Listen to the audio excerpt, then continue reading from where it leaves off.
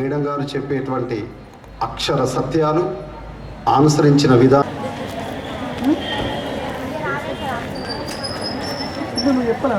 ధన్యవాదాలు. మరి ఏర్పాటు చేసుకోవడానికి సరైన సమయాన్ని ఎంచుకున్నాము. మరి ఈ సమావేశానికి విచ్చేసిన సౌండ్ తిన్నారు కదా, భోజనం అయింది కదా, మరి పెరగాలి సౌండ్. రెస్పెక్టెడ్ సార్, ప్రిన్సిపల్ గారు, సత్యనారాయణ గారు అండ్ డాక్టర్ శ్రీనివాస్ రెడ్డి గారు మాట్లాడాలని చెప్పి. సో ఎట్టి పరిస్థితులలో వేరే ఆలోచన వద్దు, ఇవ్వరా కాన్సన్ట్రేషన్గా విందాం. మీ అటెండెన్స్లో అవకాశం లైవ్గా చూసి మనం ఎన్నో ఇన్స్పిరేషనల్ స్టోరీ చదువుకుంటాం, చేసి ఉంటాం, కానీ అవి ఏవి మనల్ని ప్రభావితం చేయలేదు కాబట్టి ముందుకు వెళ్ళలేకపోతున్నాం. ఈరోజు అవకాశం వచ్చింది, డెఫినెట్గా వినడం. ఎన్నెన్నో చేసినాం మనం, అవన్నిటికంటే ఇవాళ మనకు యూస్ఫుల్. ఓకేనా? సో సిన్సియర్గా ఎన్ని గంటలు మాట్లాడతాం, ఎన్ని గంటలు మీరు ఇంటర్ అనేది ఓపిక చూద్దాం మనం. ఓకే,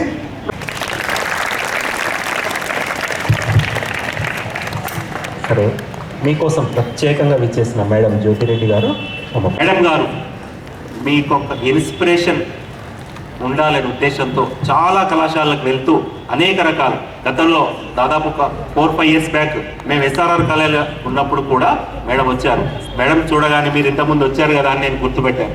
అంటే ఇలా ఎంతోమందిని ఇన్స్పైర్ చేస్తూ చాలా అంటే మానసిక వికాసాన్ని కల్పిస్తూ మీకు అనేక రకాలైనటువంటి ఉత్తేజాన్ని అందజేయడానికి ఎలా మనం ఏం చేయాలి, మన ఫ్యూచర్ ఎలా, మనం ఇప్పుడు ఏం చేస్తున్నాం, ఫ్యూచర్లో ఏంటి, మనకి ఏమైనా గోల్స్ ఏర్పాటు చేసుకుంటే ఎట్లా, మనం ఏం కావాలనుకున్నాం, ఎందుకు వచ్చాం ఈ కళాశాలకి, ఏం చదువుతున్నాం, ఇంకేం చదవాలి, ఇంకేం చేయాలి ఫ్యూచర్లో, డిగ్రీ అయిపోయిన తర్వాత ఏం చేయాలి, మరి ఆ తర్వాత ఏం చేయాలి, తర్వాత ఎలా సెటిల్ కావాలి జీవితంలో, ఇలాంటి అన్నీ కూడా ఏ విషయంలోనైనా మేడం అనర్గళంగా ఆ యొక్క స్పీచ్ అందిస్తుంది. ప్రతిసారి అంటే మనల్ని జీవితంలో అన్నిటికంటే ఒకటి వెనుకకు దోస్తుంటుంది ఎప్పుడు మనల్ని. మనం ఏం చేద్దామన్నా ఏదైనా అంటే కళలు అందరం కంటాం. ప్రతి ఒక్కరికి అంటే ఊహ తెలిసిన తర్వాత ఒక 5-6 ఏళ్ళ ఏజ్ వచ్చిన తర్వాత ప్రతి ఒక్కరికి ప్రతిదీ చిన్నప్పటి నుంచి నాకు ఇది కావాలి, ఇది కావాలి, ఇది కావాలని స్టార్ట్ అయింది. సో ఒక సర్టెన్ ఏజ్ వచ్చి ప్రపంచం అర్థమయ్యేసరికి నేను ఇది సాధించాలి అంటే ఎవరిని చూసినా మనం అట్లయితే బాగుంటుంది అనిపిస్తుంది కదా, ఎవరిని చూసినా అనిపిస్తుంది. ఇంకా మంచి పొజిషన్ కావాలి, మనం ఇంకా ఏదో చేయాలి, ఏదో సాధించాలనేది ప్రతి ఒక్కరికి ఉంటుంది. కానీ దానికి తగ్గట్టు లక్ష్యాలు అంటే మనకు తగ్గట్టు లక్ష్యాలను నిర్ణయించుకోవడం. సో దాని ఎదురు మరి అనుకుంటాం కానీ అవుతాయా ఎన్ని కావు, ఏది కాదు, ఒక్కటి కూడా కాదు. మనం పొద్దున్న లేచి అనుకునే సాయంత్రం వరకు ఒక్కటి కూడా కాదు, అవుతాయా? కానీ చేయాలనుకుంటే చేస్తాం, కానీ అది చేద్దామంటే కరెక్ట్ ఆలోచన రాదు మనకు. అంటే ప్రతిదాన్ని నెగిటివ్గా తీసుకుంటాం మనం. పొద్దున్న లేచుడు దగ్గరికి స్టార్ట్ అయింది, లేవగానే తెలివి కాగానే ఇంకా కొద్దిసేపు పడుకుందామని ఆగుతాం. సరే చదువుకుందాం, రాత్రి ఏమో మస్తు చదువుకుందాం అనుకుంటే పొద్దుగా లేస్తే మళ్ళీ చదువుకోబుద్ది కాదు. సో ఇట్లా ప్రతిదీ మనం అలసత్వంతో ఒక్కొక్కటి పోస్ట్ పోన్ చేసుకుంటే ఇక మనతో కాదనుకుంటా. సో దాన్ని బయట వాళ్ళ మీద చూస్తుంటాం. మనకున్న సమస్యల మీద మనం సాకుగా చూపెడతాం దాన్ని.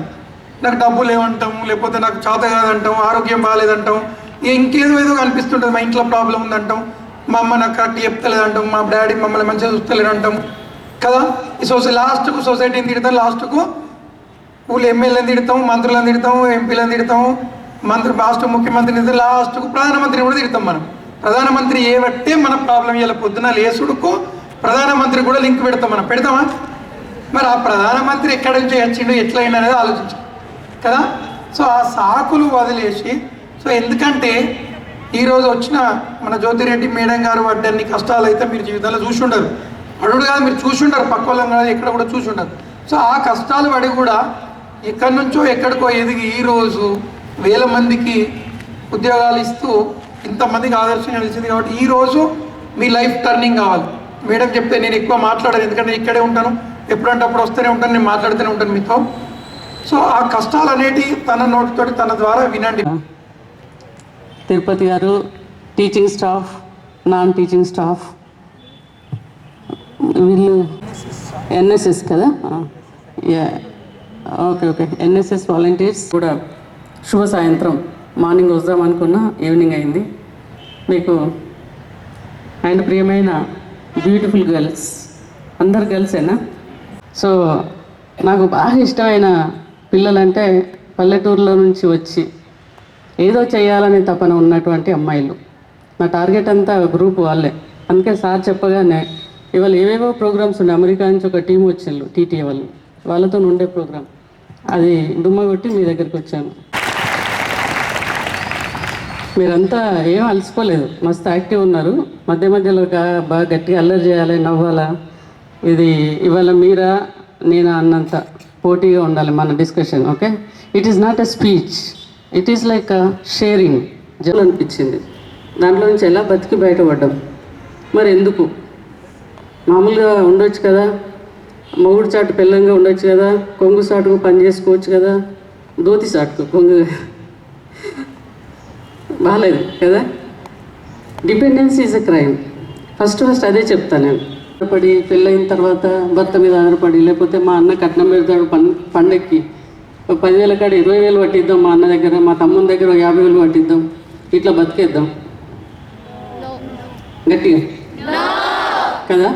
So today we can talk about importance of education, especially for women and men. Okay, and importance of entrepreneurship. Education తర్వాత అంతే కదా, employment or entrepreneurship, career goal.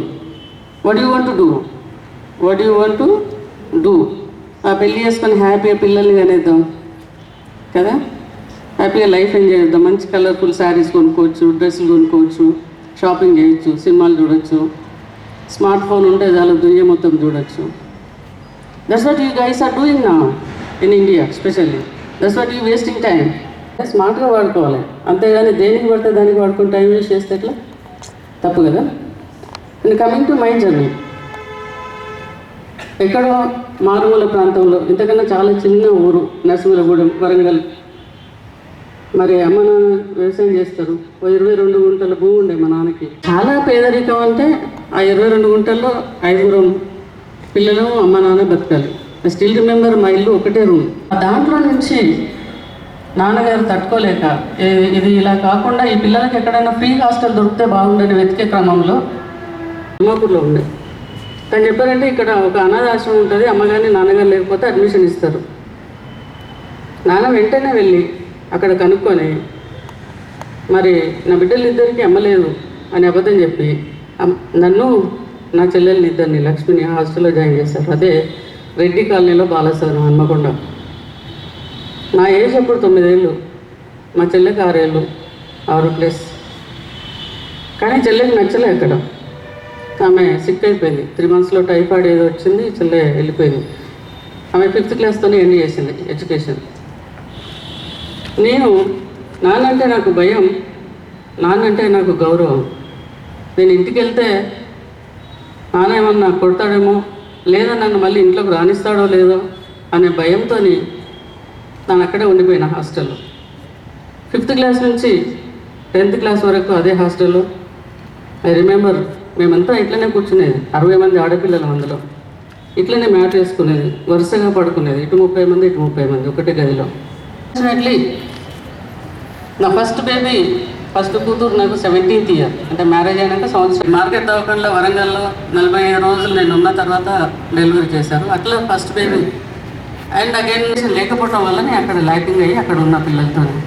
కానీ ఆపర్చునిటీ నా డోర్ నాక్ చేసింది ఒక్కటే, అదే adult education teacher opportunity. I was 20 years old. అక్కడ రాత్రిపడి చెప్పడానికి ఒక టీచర్ కోసం వెతుకుతున్నారు. అప్పుడు అది 120 రూపాయల salary, which was a very huge money for me. 120 రూపాయలు అంటే పిల్లలకి ఫారెక్స్ కొనొచ్చు, లేదా కాళ్ళకు షూ కొనొచ్చు స్మార్ట్గా, లేదా డ్రెస్ కొనొచ్చు. సో ఇలాంటి అవసరాలు నాకు ఉన్నప్పుడు పిల్లల కోసం ఆ 120 రూపాయల ఉద్యోగం అనేది చాలా ₹1,00,000 లెక్క కనిపించింది ఆ రోజుల్లో. That was opportunity first time. ఆ రాత్రిపూట ఊర్ల నుంచి అందరూ మరి డ్రింక్ చేసి ఉంటారు, రకరకాల ప్రాబ్లమ్స్ ఉంటాయి కదా. ఆ టైంలో వాళ్ళని తీసుకొచ్చి చెప్పడం అనేది అప్పుడు ఛాలెంజ్ నాకు. It was 89, year of 89.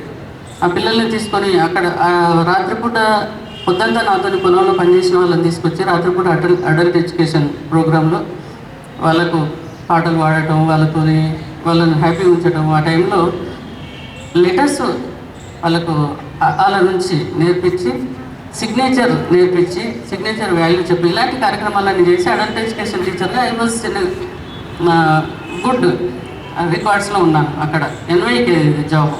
ఆ 1 ఇయర్ జాబ్ తర్వాత నెక్స్ట్ అవకాశం నేషనల్ సర్వీస్ వాలంటీర్ 190 రూపీస్.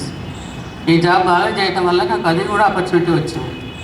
అదేంటంటే వేరే విలేజెస్కి వెళ్ళి ఆ విలేజెస్లో ఆడ ఉమెన్కి ఒక మహిళా మండలి పెట్టి, ఒక కుట్టు మిషన్ పెట్టి, లేకపోతే ఒక లైబ్రరీ పెట్టి అలాంటి కార్యక్రమాలు అన్నారు. I use to travel Mailaram నుంచి వరంగల్కి వచ్చి, వరంగల్ నుంచి మళ్ళీ వేరే ఊరికి వెళ్ళాలి. ఈ ట్రావెల్ చేసే క్రమంలో నాకు బస్సులు మిస్ అయ్యాయి. సాయంత్రం పూట బస్సు మిస్ అయినప్పుడు 6-7 కిలోమీటర్లు అదేదో నేనే తీసుకుంటానని చెప్పే కదా. So it was a very challenge and very big thing for me. ఎట్లా అని భయం వేసేది నాకు. ఒక అమ్మాయికి నేను చేయగలను అనే నమ్మకం, చేస్తాను అనే తపన, నిరంతర శ్రమ చేయడానికి అవి 3 చాలు. నీ మీద నీకు నమ్మకం అంతే. ఆ తపన ఉండాలి, ఆ అగ్రెసివ్నెస్ ఉండాలి, ఆ భయం ఉండాలి. బర్త్ టు చైల్డ్ మెన్స్ ఇవ్వలేరు కదా. But for example Savitribai Phule, claps. she can fight for girls, any problem faced. చేయగలదు. తను అనుకున్న మాత్రం ఖచ్చితంగా తన గోలును నెరవేర్చుతుంది. ఈ లోకంలో చందమామ లేకపోతే ఎలాగ చీకటి ఉంటుందో, ఒక ఇంటికి ఆడపిల్ల లేకపోతే ఆ ఇల్లు కూడా అంత చీకటిగా ఉంటుంది.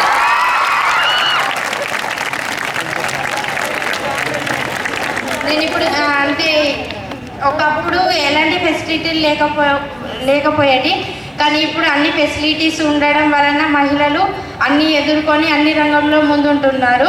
అలాగే మనమందరం కూడా అన్ని సవాళ్ళను ఎదుర్కొంటూ మేడాన్ని ఇన్స్పైర్గా తీసుకొని మనం కూడా ఒక చిన్ని జాబ్ అయినా అంటే మనం బ్రతకగలము. ఈ లోకంలో మనకు ఎవరు అవసరం లేదు, ఐఎమ్ నెంబర్ 1 అని అనుకొని జీవించాలని నేను అనుకుంటున్నా. నేను అలాగే జీవిస్తాను. Thank you all. ఆలోచన విధానం పెరగాలి.